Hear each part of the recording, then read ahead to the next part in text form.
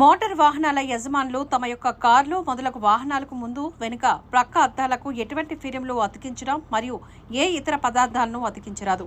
సదరు వాహన అద్దాల తయారీ సమయంలోనే దృశ్య కాంతి ప్రసారం ముందు వెనుక అద్దాలకు 70%, ప్రక్క అద్దాలకు 50% ఉండేలా చర్యలు తీసుకోవాలి.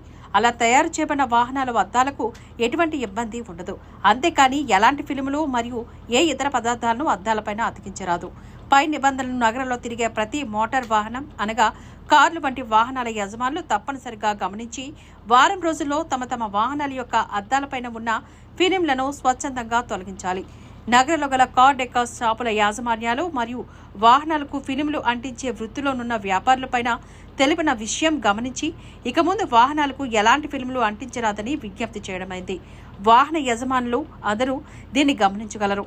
వారం రోజుల తర్వాత నగర ట్రాఫిక్ పోలీసులు సదరు నిబంధనలు పాటించని వాహనదారులపైన మోటార్ వాహనాల చట్టం మరియు నిబంధనల మేరకు జరిమానా విధించి అక్కడికక్కడే వారి వాహనాల ఫిలింలను తొలగించేలా చర్యలు చేపట్టడం జరుగుతుందని విశాఖ నగర పోలీస్ కమిషనర్ మరియు అడిషనల్ జిల్లా మెజిస్ట్రేట్ గౌరవ డాక్టర్ శ్రీ రవిశంకర్ ఐపీఎస్ గారు నగర ప్రజలకు, వాహనదారులకు, వాహన యజమానులకు పత్రికా ప్రకటన ద్వారా విజ్ఞప్తి చేయడం జరుగుతోంది. మనకి ఈ కార్లు మరియు ఇతర వాహనాలకి ఫిల్మ్ అద్దాలకి, కార్ల అద్దాలకి ఫిల్మ్ అంటించి ఉంటుంది. ఆ ఫిల్మ్ అంటించే దాని గురించి ఒక చిన్న వివరణ మరియు ప్రజలకి ఒక విజ్ఞప్తి గురించి చేయడానికి అని చెప్పి సమావేశం ఏర్పాటు చేయడం అయింది. మహిళల మీద జరుగుతున్నటువంటి అత్యాచారాలు, లైంగిక వేధింపులు, మహిళల అక్రమ రవాణా, కిడ్నాప్లు, అదేవిధంగా మరి మాదక ద్రవ్యాల రవాణా, ఇటువంటి వాటిల్లో ముఖ్యంగా ఈ వాహనాలని ఉపయోగించడం జరుగుతుంది. వివిధ రకాలైనటువంటి వాహనాలని, ఆ వాహనాల్లో ప్రథమ స్థానంలో కార్లుని ఎక్కువగా వినియోగిస్తూ ఉంటారు. ఇటువంటి వాటిని దృష్టిలో ఉంచుకొని మన భారత అత్యున్నత న్యాయస్థానం గౌరవ సుప్రీంకోర్టు వారు Abhishek Goenka versus union of India అని ఒక కేసులో ఒక మహత్తరమైనటువంటి తీర్పు ఇచ్చారు. ఆ తీర్పు ప్రకారంగా ఏంటంటే, మోటార్ వాహనాల యొక్క యజమానులు తమ కార్లు మొదలగు వాహనాలకు వెనక అద్దాలు, వెనక ముందు ఉన్నటువంటి అద్దాలు, అదేవిధంగా పక్కన ఉన్నటువంటి అద్దాలకి విజువల్ లైట్ ట్రాన్స్మిషన్ అంటారు. అంటే వెనక ముందు ఉండేటటువంటి అద్దాల్లో 70% విజువల్ లైట్ ట్రాన్స్మిషన్ ఉండాలి.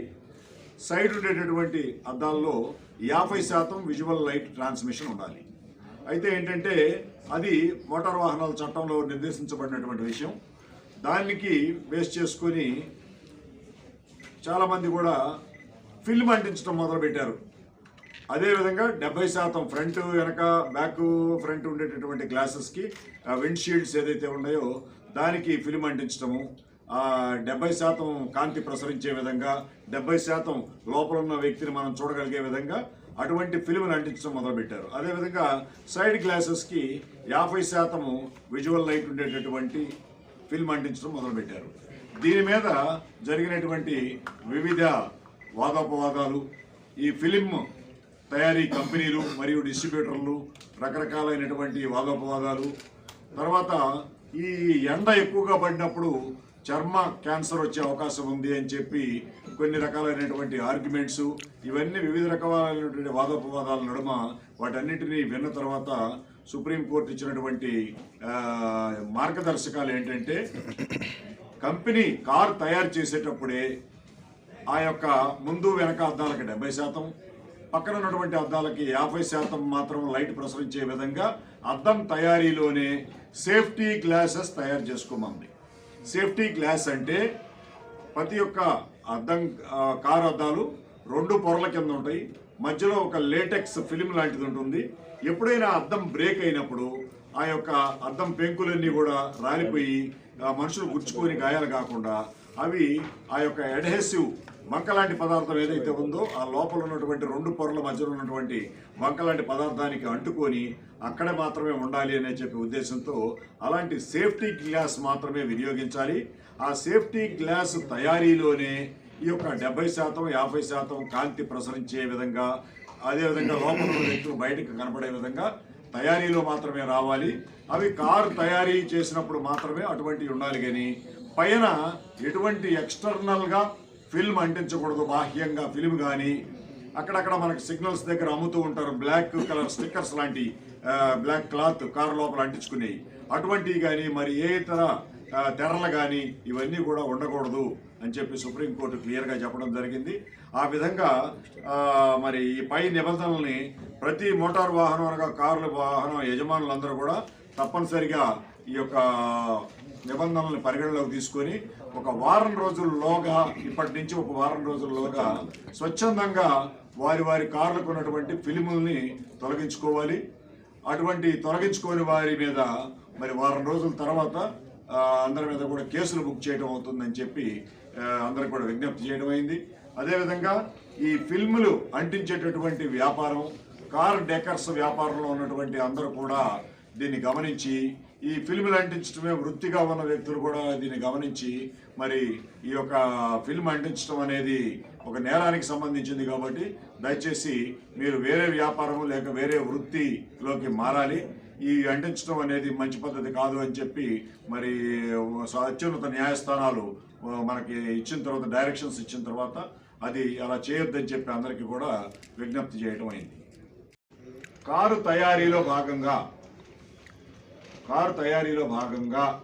2013 సంవత్సరానికి తర్వాత ఉన్నటువంటి కార్లు అన్నిటికీ కూడా వాటన్నిటికీ ముఖ్యంగా ఫిల్మ్ అనేది ఎక్స్టర్నల్గా అంటించకూడదు.